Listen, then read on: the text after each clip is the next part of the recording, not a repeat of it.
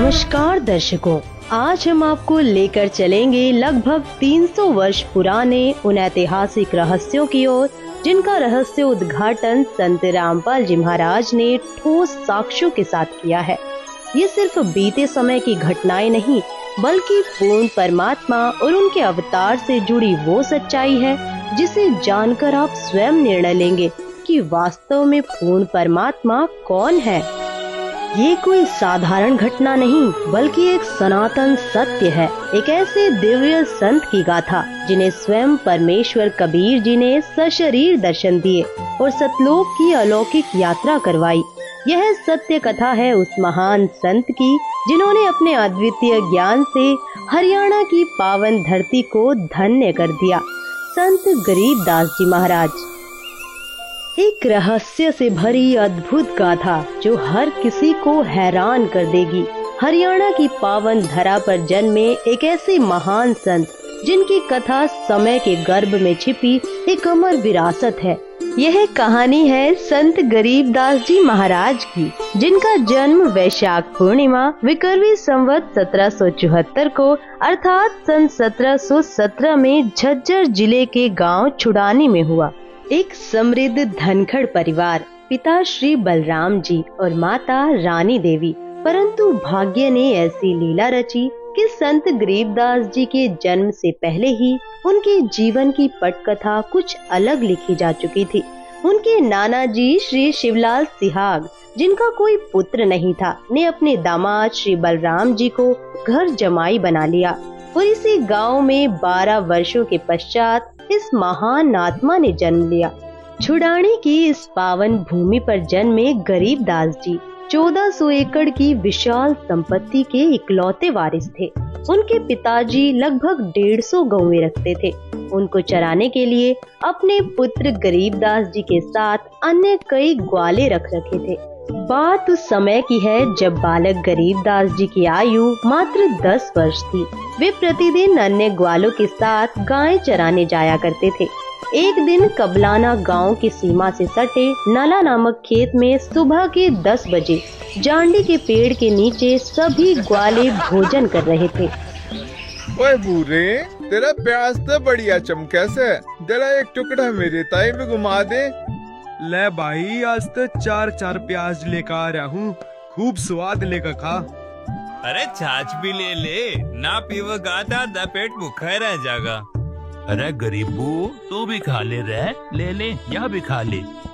तभी अचानक एक दिव्य प्रकाश प्रकट होता है। सत्य पुरुष कबीर साहिब जी जिंदा महात्मा के रूप में सतलोक से अवतरित होते हैं और कबलाना से छुड़ानी की ओर बढ़ते हैं। जब वे ग्वालों के पास पहुंचते हैं तो ग्वाले आश्चर्यचकित होकर उन्हें देखते हैं। बाबा जी आदेश। राम राम बाबा जी। राम राम भाई। राम राम। बाबा जी खाना खा लो। खाना तो मैं अपने गांव से खाकर आया हूँ। बाबा जी, आपका गांव कौन सा है? मेरा डेरा सतलोक में है, जो यहाँ से 16 शंख कोस दूर है। महाराज जी, रोटी ना खाओगे पर दूध ते पीना ही पड़ेगा। आम बिना खाए पिए अतिथि न जान नहीं दिया करते महाराज जी।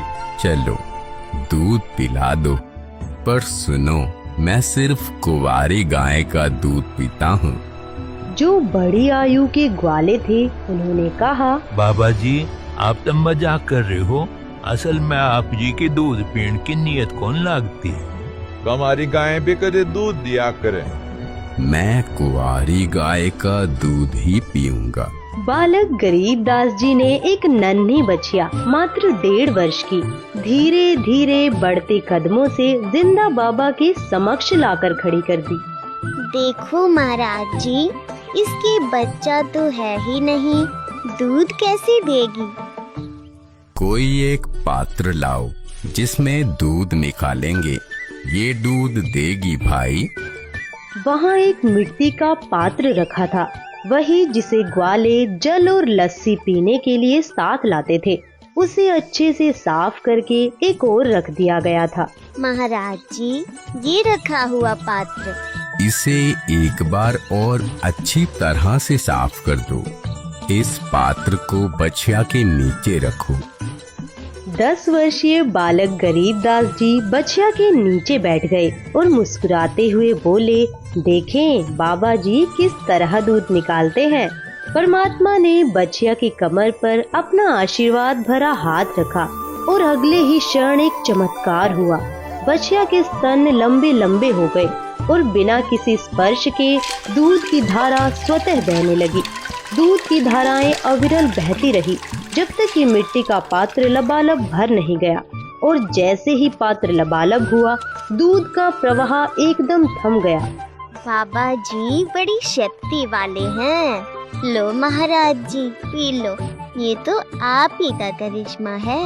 सबसे पहले जिंदा बाबा ने उस दूध का पान किया और फिर उन्होंने शेष दूध अन्य ग्वालों को पीने के लिए कहा। लो बच्चों पी लो, ये दूध यहाँ का नहीं है, मेरे डेरे सतलोक से आया है। अमृत है ये, पी लो इसे। जो बड़े उम्र के ग्वाले थे, जो खुद को सबसे समझदार मानते थे, वे आश्चर्यचकित होकर एक दूसरे की ओर देखने लगे और फिर संदेह भरे स्वर में कहने लगे, आमना पीवे और जादू जंत्र का दूध। और कबारे गांव का पाप लागेगा मारे। और ऊपर तो इतना ही झूठा कर दिया कि वेरा तो कौन सी जात का से। यह कहकर जिस जांडी के वृक्ष के नीचे बैठे थे वहाँ से चले गए। दूर जाकर किसी वृक्ष के नीचे बैठ गए। हे बाबा जी, आपका झूठा दूध तो अमृत है, मुझे दीजिए। कुछ दूध बालक गरीबदास जी ने पिया। फिर परमेश्वर जिंदावेशधारी ने उन्हें ज्ञानोपदेश दिया और तत्व ज्ञान समझाया। जहाँ मेरा डेरा है वहाँ दूध की नदियाँ बहती हैं, घी के विशाल सरोवर हैं, वहाँ काजू किशमिश सेब संतरे के सदाबहार वृक्ष लहलहा रहे हैं, वहाँ कोई कमी नहीं, कोई अभाव नहीं। भगवान, क्या मैं उस लोक को देख सकता हूँ? नहीं, ऐसे नहीं देख सकते। पहले तुम्हें नाम दीक्षा लेनी होगी, मेरा शिष्य बनना होगा, तभी तुम वहाँ प्रवेश कर सकते हो। तब संत गरीबदास जी को परमात्मा ने प्रथम नाम उपदेश दिया। बेटा, अब तुझे सतलोक ले चलता हूँ, वहाँ जहाँ मेरा वास्तविक डेरा है। परमेश्वर ने बालक गरीबदास जी की आत्मा को उनके शरीर से अलग किया और उन्हें ऊपर के रूहानी मंडलों की सैर कराई। उन्होंने एक एक ब्रह्मांड के रहस्यों से पर्दा उठाया, सर्व लोकों के नजारे दिखाए, श्री ब्रह्मा, श्री विष्णु और शिव जी से मिलवाया। उन्होंने धर्मराज का लोक भी दिखाया, जहाँ वह आत्माओं का न्याय करता है। इसके बाद परमेश्वर ने उन्हें ब्रह्मलोक और श्री दुर्गा जी के लोकों को भी दिखाया। फिर परमेश्वर उन्हें अपने साथ लेकर तपतशिला वाले स्थान पर गए, एक भयावह स्थान जहाँ 1 लाख मानव शरीरधारी प्राणियों को भूनकर खाया जाता है। फिर काल के 21 ब्रह्मांडों का रहस्य उजागर हुआ। परमेश्वर ने बालक गरीबदास जी को साथ लेकर 10वें द्वार ब्रह्मरंध्र को पार किया और ब्रह्मांड के अंतिम छोर पर स्थित 11वें द्वार तक ले गए, जहाँ से काल के सिर पर पैर रखकर उसे पार किया। इसके फिर संत गरीबदास जी अक्षर पुरुष के 7 शंख ब्रह्मांडों वाले लोक में पहुँचे। पहले उसके केवल 2 हाथ थे, लेकिन जैसे ही परमेश्वर के तेज के समीप पहुँचे, वह 10 सहस्त्र हाथों में परिवर्तित हो गया, मानो कोई मयूर अपने पंख फैला रहा हो।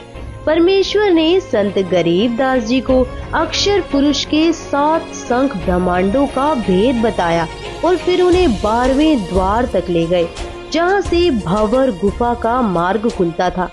गरीबदास, जो 10वां द्वार ब्रह्मरंध्र है, वह मैंने सतनाम के जाप से खोला था। जो 11वां द्वार है, वह भी मैंने सतनाम से खोला था।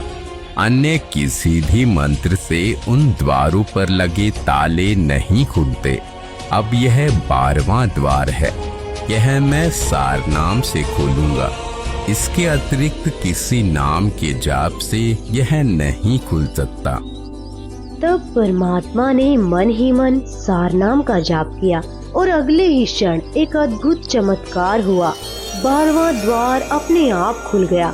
परमेश्वर जिंदा स्वरूप में संत गरीबदास जी की आत्मा के साथ भंवर गुफा में प्रविष्ट हुए। क्षण भर में वे सतलोक पहुँचे। वह अनंत प्रकाश का लोक जहाँ सब कुछ अकल्पनीय था। वहाँ एक विशाल श्वेत गुंबद के सामने वे खड़े हो गए। उसके मध्य में स्थित सिंहासन पर तेजोमय श्वेत नर रूप में स्वयं परम अक्षर ब्रह्म विराजमान थे। उनका तेजोमय स्वरूप इतना प्रखर था कि उनके केवल एक रोम से ही करोड़ों सूर्यों और चंद्रमाओं से अधिक प्रकाश प्रकट हो रहा था। सोचो, यदि केवल एक रोम इतना प्रज्वलित था तो उनके संपूर्ण शरीर की आभा कैसी होगी।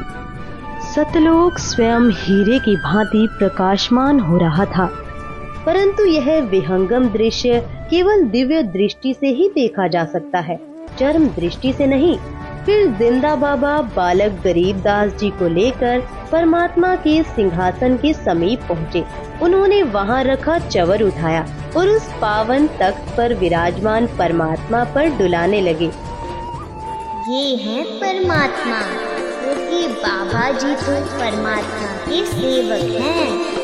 उसी क्षण तेजोमय स्वरूप वाला प्रभु सिंहासन से उठ खड़ा हुआ और जिंदा बाबा के हाथ से चवर ले लिया। फिर उसने जिंदा बाबा को सिंहासन पर बैठने का संकेत दिया। जिंदा वेशधारी प्रभु असंख्य ब्रह्मांडों के स्वामी के रूप में सिंहासन पर विराजमान हो गए। तभी पहले वाले प्रभु स्वयं जिंदा बाबा पर चवर डुलाने लगे। यह दृश्य देख संत गरीबदास जी विचार कर ही रहे थे, इनमें परमेश्वर कौन हो सकता है। तभी अचानक तेजोमय शरीर वाला प्रभु जिंदा बाबा के स्वरूप में समा गया। दोनों एक हो गए। उसी क्षण जिंदा बाबा के शरीर से वही दिव्य प्रकाश प्रकट हुआ जो पूर्व में सिंहासन पर विराजमान सतपुरुष जी का था। संपूर्ण सतलोक उस अद्भुत प्रकाश से आलोकित हो उठा।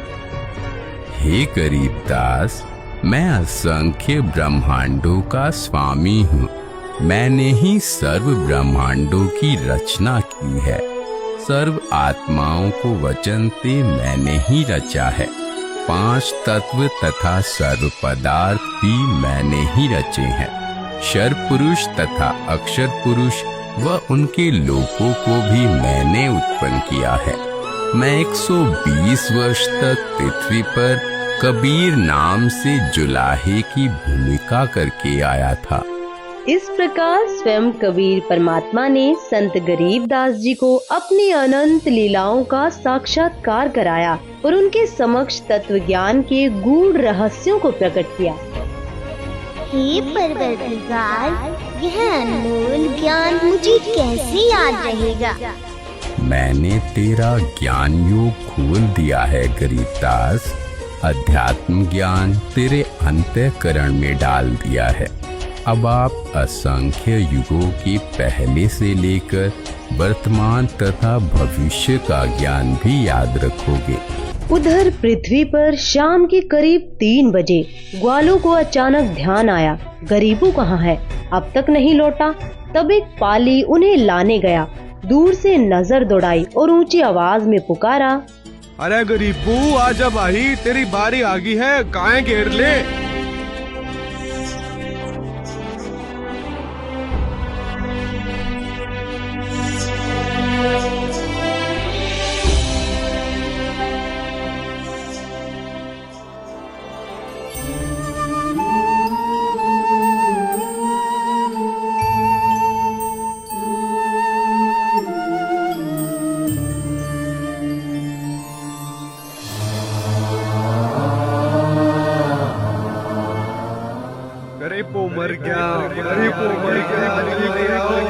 शोर मचते ही अन्य ग्वाले घबराकर दौड़े आए। अफरा तफरी मच गई। तभी एक ग्वाला तेजी से छुड़ानी गांव की ओर भागा। यह खेत जो गांव कबलाना की सीमा से सटा था, असल में गरीबदास जी का अपना ही था। गांव छुड़ानी से मात्र 1 किलोमीटर की दूरी पर पसीने से लथपथ वह पाली भागता हुआ गांव पहुंचा। और हाँफते हुए गरीबदास जी के माता पिता नाना नानी को सब हाल बताया। एक बाबा ने कमारी गांव का दूध जादू जंत्र टकाट्या, हमने तो हाथ नहीं लाया और गरीबों ने पी लिया और हमने जब देखा तो बालक मरा पाया। यह खबर सुनते ही गरीबदास जी के माता पिता गहरे सदमे में अचेत होकर गिर पड़े। पूरे गांव में हाहाकार मच गया। उनके नाना और अन्य ग्रामीण दौड़ पड़े और बच्चे के निष्प्राण शरीर को उठाकर गांव ले आए। इस बीच सूर्यास्त हो चला था और गहरा सन्नाटा छा गया। बालक के पार्थिव शरीर को चिता पर रखा गया।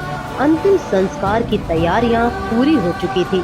ठीक उसी समय परमेश्वर जी ने कहा, हे गरीबदास, अब नीचे जाओ, तुम्हारा शरीर नष्ट करने की तैयारी हो रही है। संत गरीबदास जी ने जब नीचे पृथ्वी लोक की ओर दृष्टि डाली तो यह सतलोक की दिव्यता के सामने एक अंधकारमय नरक के समान प्रतीत हुआ। चारों ओर मोहमाया और दुख की छाया थी। हे प्रभु, मुझे वापस मत भेजो, यहीं अपने पास रहने दो। बेटा, पहले भक्ति करनी होगी। जो साधना मैं तुम्हें बताऊंगा उसी की कमाई से यहाँ स्थायी स्थान प्राप्त करोगे। देखो, सामने वह तुम्हारा महल है जो खाली पड़ा है। सर्व खाद्य पदार्थ भरे हुए हैं। नीचे पृथ्वी पर वर्षा होगी तो अन्न उपजेगा और वहाँ जीव को इसे प्राप्त करने के लिए परिश्रम करना पड़ता है। वहाँ वैसे पदार्थ मिल ही नहीं सकते जो यहाँ सहज उपलब्ध हैं। अब नीचे जाओ। प्रथम मंत्र मैंने तुझे दे दिया है, फिर समय आने पर सत्य नाम प्रदान करने आऊंगा और आगे सार नाम भी दूंगा। इन नामों की साधना से ही तुम यहाँ वापस आ सकोगे। डरना मत, मैं हरदम अपने भक्तों के साथ रहता हूँ। अब देर मत करो, शीघ्र जाओ।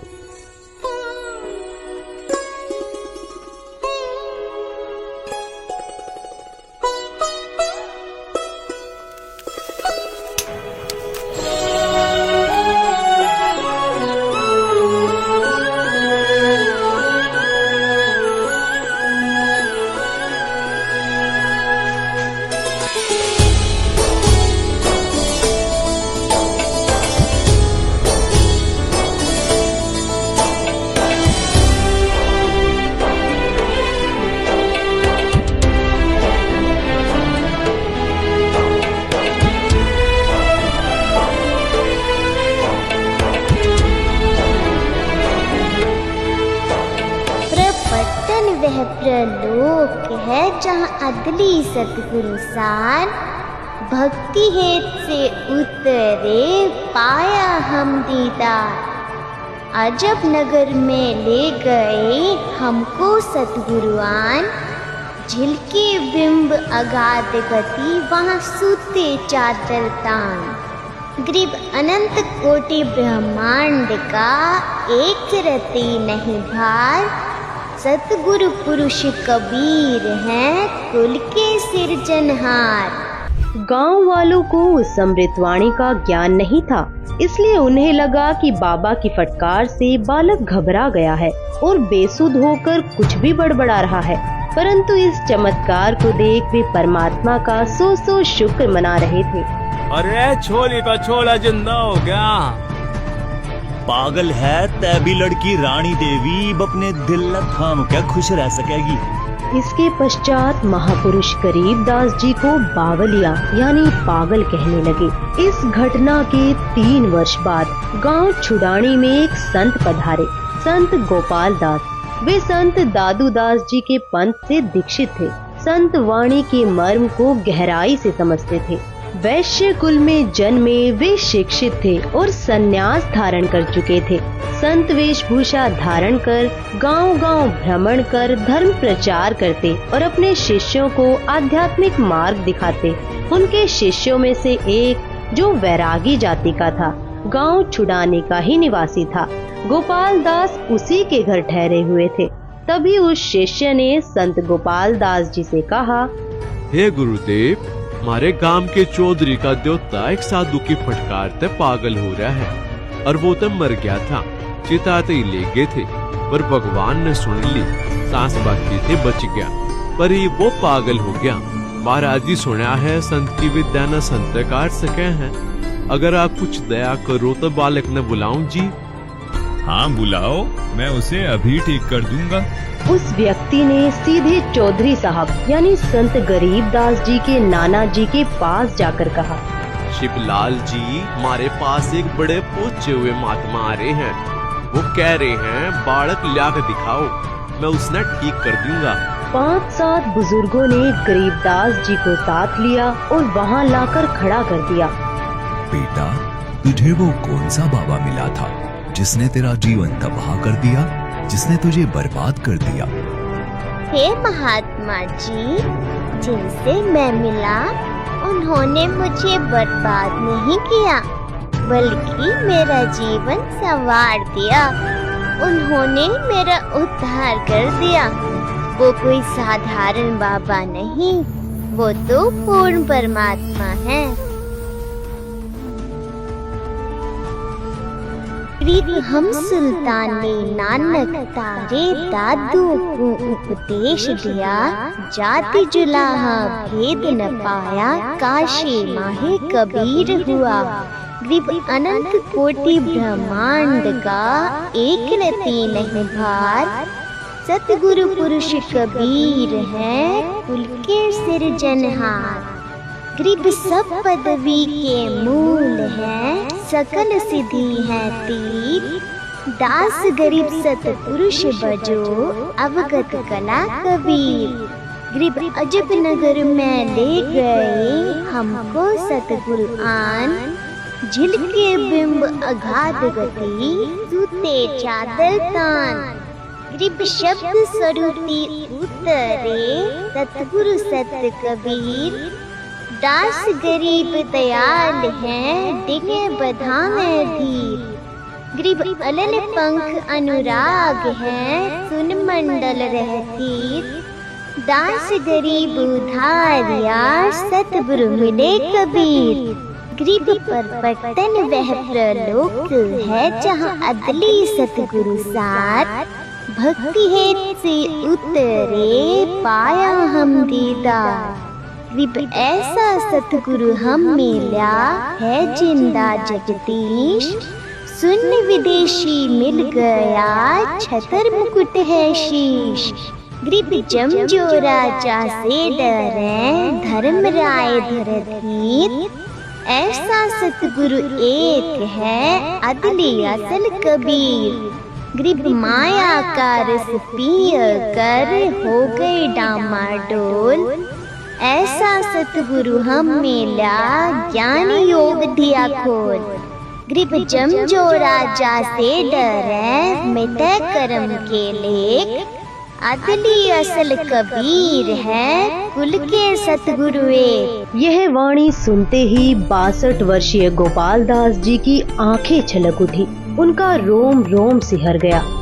महाराज जी, ये पूरी वाणी लिखवा दो।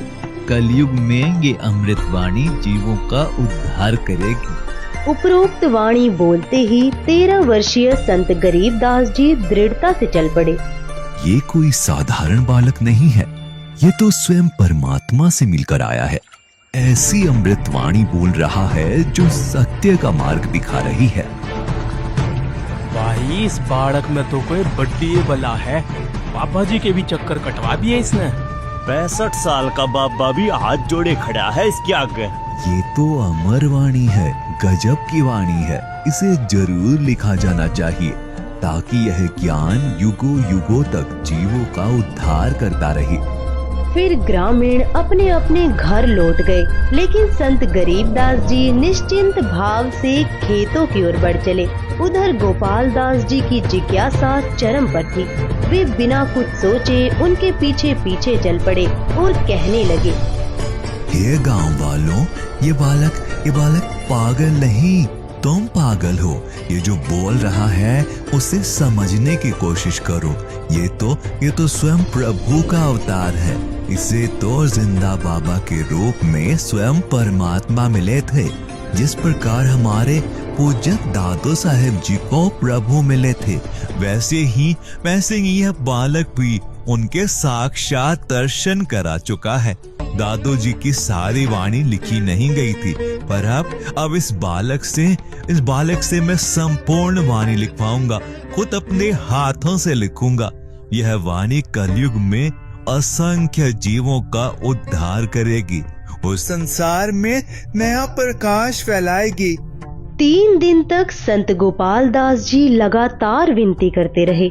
उनके बार बार विनम्र आग्रह के बाद आखिरकार तीसरे दिन संत गरीब दास जी ने कहा, गोपाल दास जी, अगर पूरी वाणी लिखने का निश्चय हो तो मैं लिखवाऊं, लेकिन अगर बीच में छोड़ने का विचार हो तो फिर यह कार्य नहीं होगा। महाराज जी, मैं तो अपना घर बार त्याग कर निकला हूँ, केवल परमार्थ और जीवों के कल्याण के लिए। मेरी उम्र अब 62 वर्ष हो चुकी है। इससे बड़ा कोई कार्य नहीं हो सकता। कृपा करे मुझे ये सेवा करने दे। तब संत गरीब दास जी और संत गोपाल दास जी बेरी के बाग में जांडी के वृक्ष के नीचे बैठ गए और वाणी को लिखने व लिखवाने का कार्य प्रारंभ हुआ। यह स्थान संत गरीब दास जी की अपनी ही भूमि थी। उस समय छुड़ानी गांव के आसपास रेतीला क्षेत्र था, जैसा राजस्थान में देखने को मिलता है। यहाँ पर जांडी के वृक्ष अधिक होते थे, उनकी छाया का ही प्रयोग अधिक किया जाता था। संत गरीब दास जी ने परमात्मा प्राप्त तत्व ज्ञान आंखों देखा हाल वाणी रूप में बोला और संत गोपाल दास जी उसे लिपिबद्ध करने लगे। यह कार्य 6 महीनों तक लगातार चलता रहा। जब कोई जिज्ञासु वार्ता के लिए आता तो संत गरीब दास जी वाणी बोला करते, तब अन्य व्यक्ति भी उसे लिख।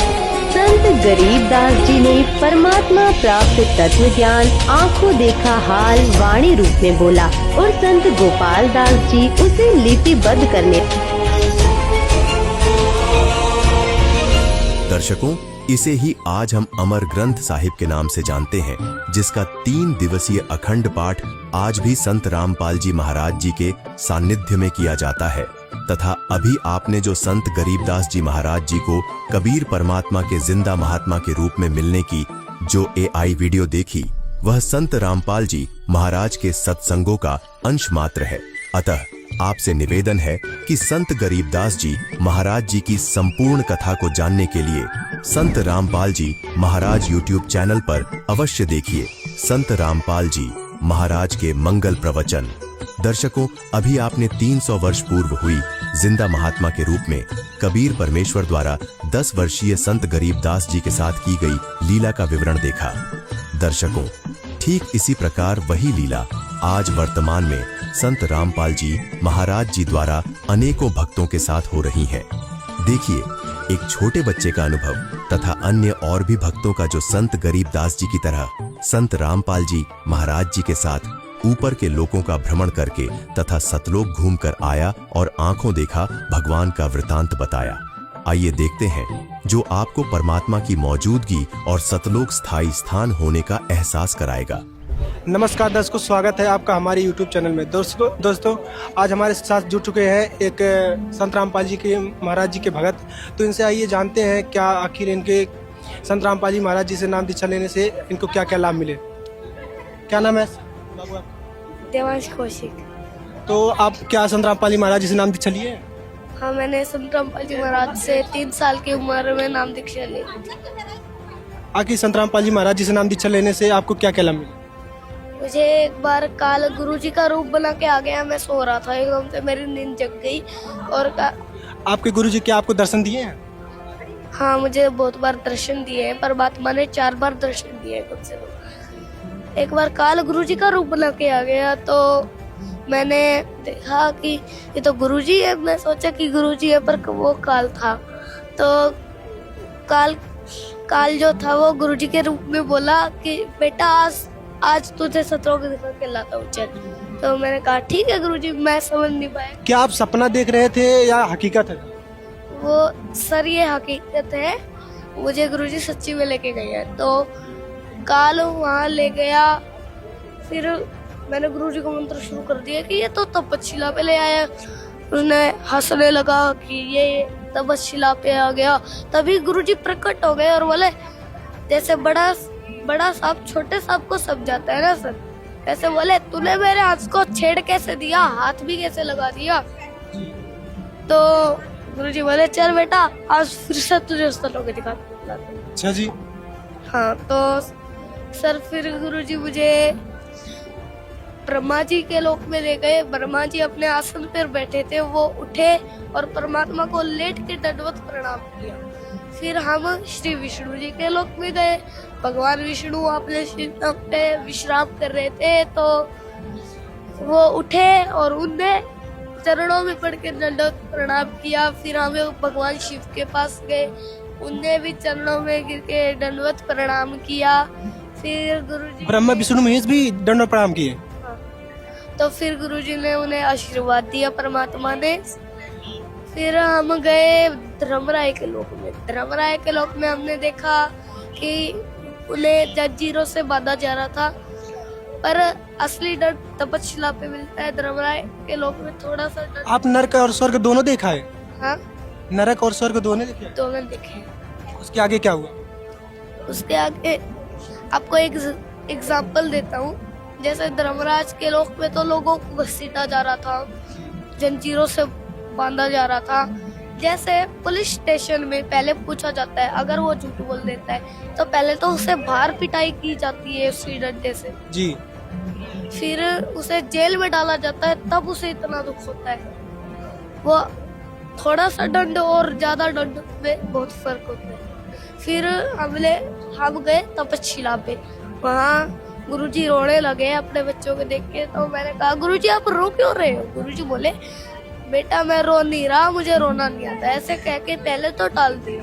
फिर मैंने कहा गुरुजी सच बताओ परमात्मा आप रो क्यों रहे हो, मुझे आपका दुख देखा नहीं जा रहा। तो गुरुजी बोले देख बेटा ये सामने कितनी आत्माएं तड़प रही है, इसलिए मैं रो रहा हूँ। फिर हम काल के पास गए। काल से मुझे डर लगने लगा। जितना हमारा मान लो सन है उतना उसके सींग और नाखून थे। मुझे डर लगने लगा कि मैं कैसे इसके तक पहुंच पाऊंगा। तो गुरुजी बोले बेटा मैं तेरे साथ हूँ, तू डरने की तुझे कोई जरूरत नहीं है। फिर हम दोनों ने गुरुजी और मैंने हाथ पकड़ा, मंत्र शुरू किए और काल का सिर ऐसे नीचे झुक गया। जैसे छोटा सांप नीचे झुका देता है बड़े सांप के, ऐसे ही उसका सिर नीचे झुक गया और हम पैर रखकर अक्षर पुरुष के लोक को पार कर सतलोक में पहुंचे। वहाँ मैंने देखा कि सतलोक में आपने क्या क्या देखा? वहाँ मैंने देखा कि सदाबहार वृक्ष थे। मैंने एक सेब तोड़ के वहाँ ही खा लिया, तो एक घंटे में खत्म हुआ वो। कलयुग में उसे एक घंटा ही माना जाता है। यहाँ तो काल का लोक है, वहाँ टाइम कोई नहीं होता, कुछ नहीं होता भाई। वहाँ आत्माएं रहती है, सफेद कपड़ों में आत्माएं थी। मैं खाता रहा, खत्म ही नहीं हुआ। फिर गुरुजी बोले बेटा वो खत्म नहीं हुआ? नहीं। और सबसे अमेजिंग बात तो ये है कि जब मैंने तोड़ा था तुरंत दूसरा लग गया, प्रकट हो गया। दोस्तों बहुत बड़ी बात है। इस भाई को संत रामपाल जी महाराज इनके गुरुजी इनको सतलोक लेकर गए। आइए आगे देखते हैं और क्या क्या लाभ हुए इनको, और क्या क्या दिखाए वहाँ पर सतलोक में इनको। फिर गुरुजी बोले बेटा अभी आपको और भूख लगी होगी और कुछ खा ले। तो मैंने कहा गुरुजी मुझे नाना नाम के लड्डू जलेबी और खीर खानी। गुरुजी ने दोनों हाथ किए, एक हाथ में कटोरी में लड्डू जलेबी आए नाना नाम के और एक में खीर आई। गुरुजी ने फिर अपने हाथों से मुझे दोनों चीज खिलाई। फिर मैंने उन्हें प्रणाम किया। फिर हम परमात्मा के पास गए, वहाँ मैंने परमात्मा की चरण सेवा की। फिर गुरुजी बोले बेटा अब तू नीचे जा।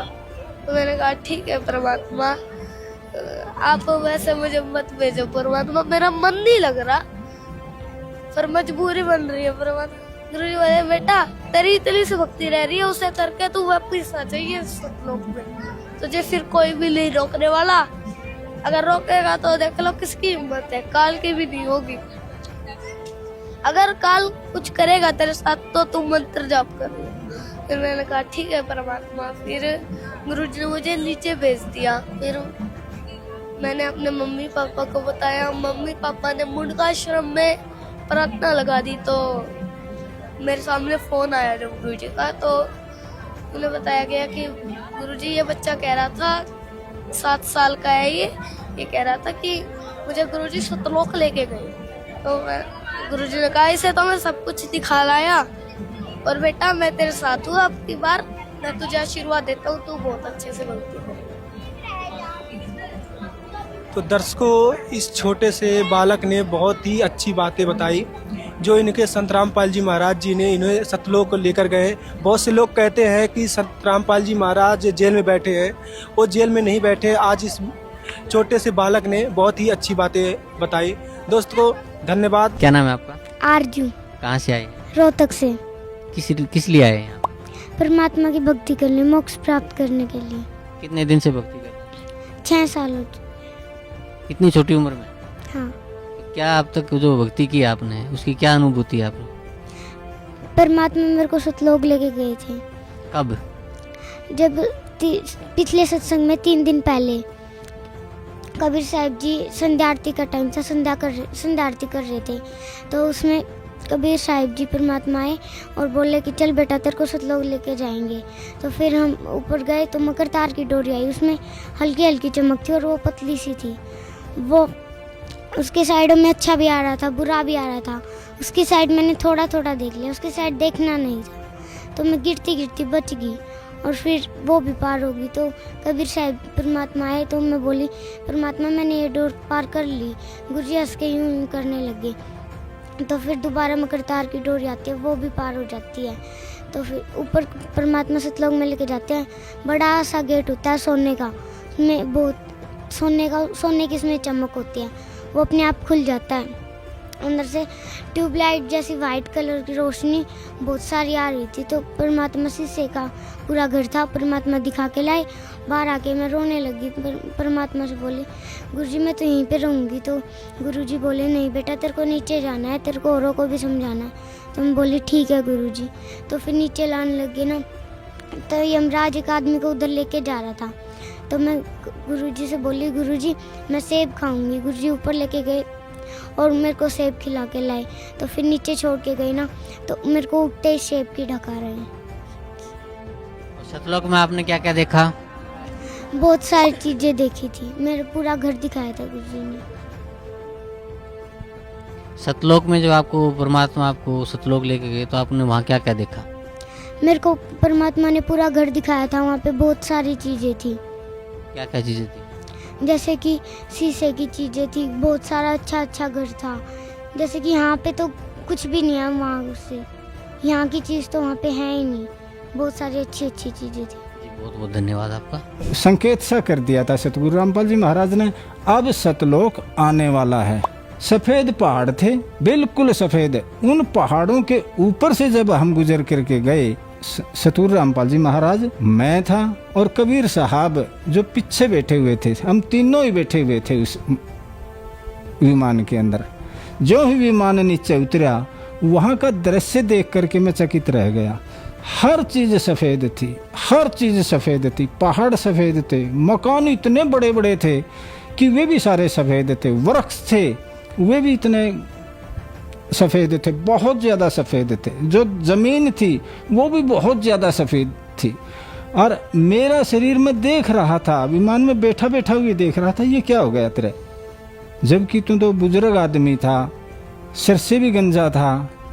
और वहाँ विमान में बैठते ही मेरा शरीर ऐसे हो गया जैसे रूह का होता है।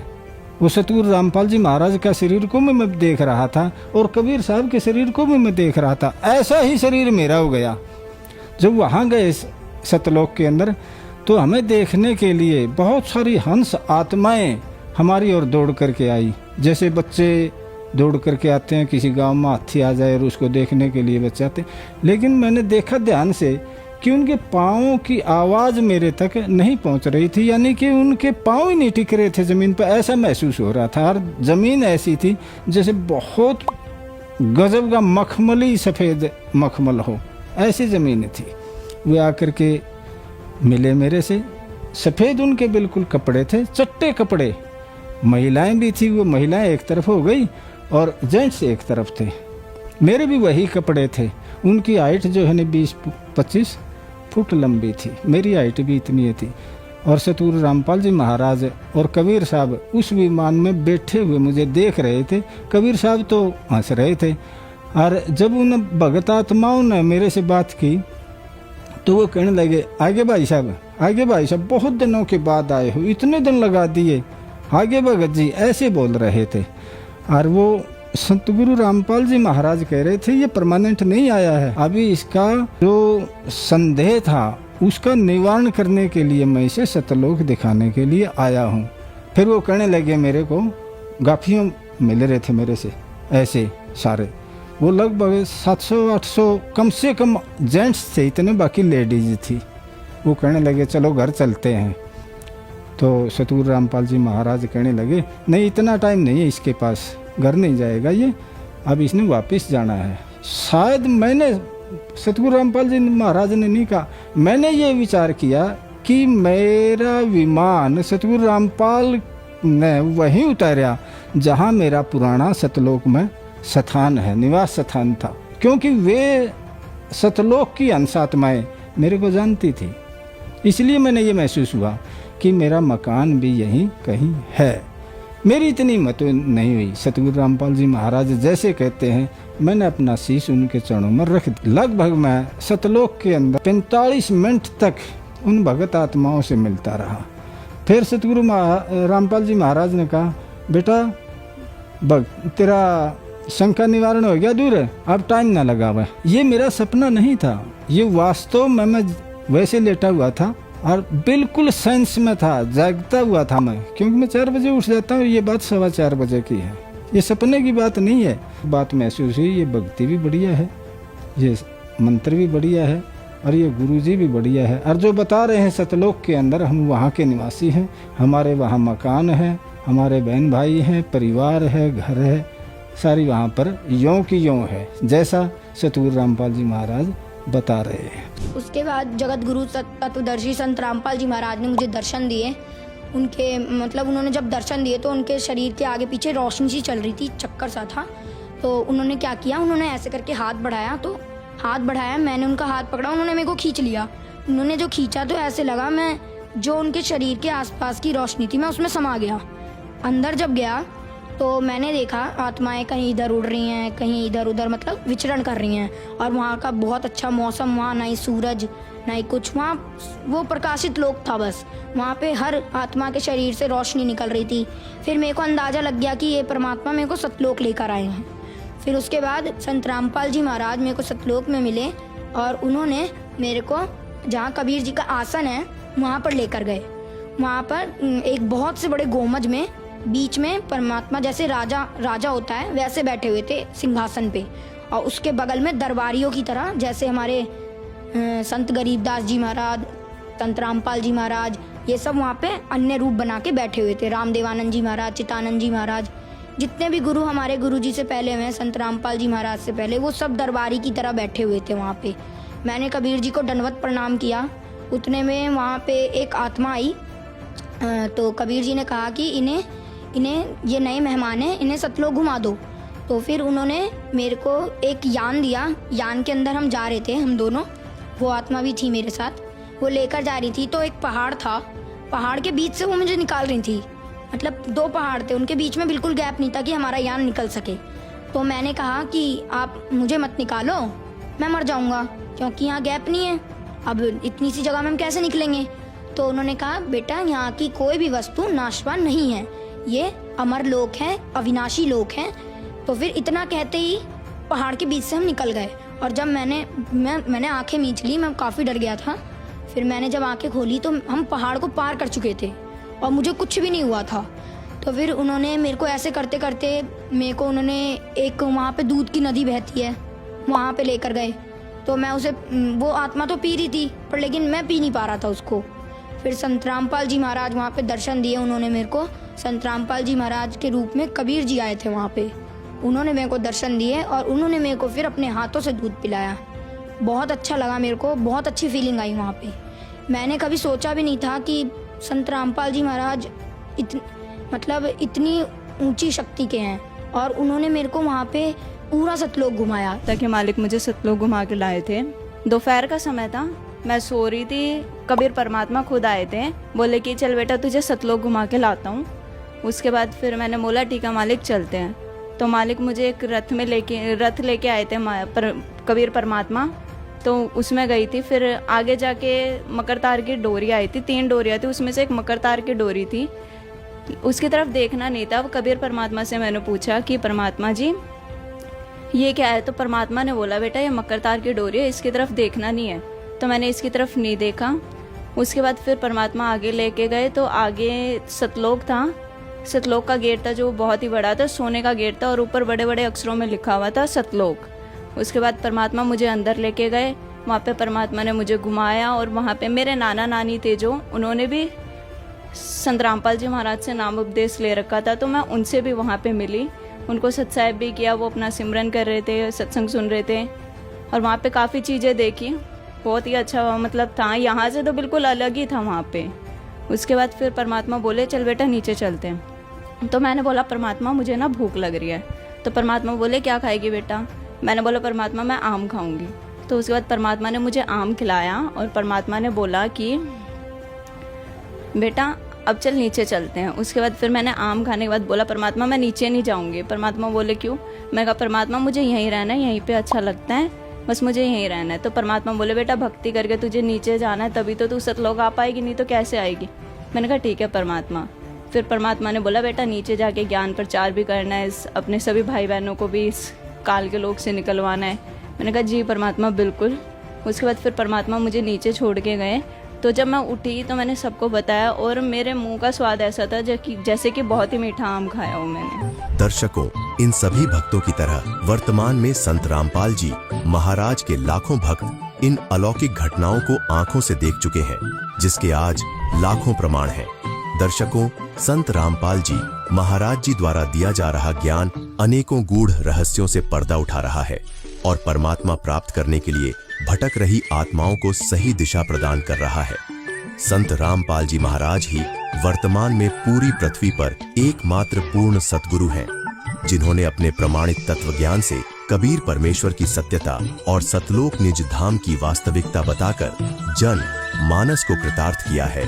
संत रामपाल जी महाराज जी के इस उपकार को पृथ्वी का हर एक प्राणी युगों युगों तक ऋणी रहेगा। कोटो मध्य कोई नगर झूमकरा, अरबों में कोई करके सुनो राई झूमकरा।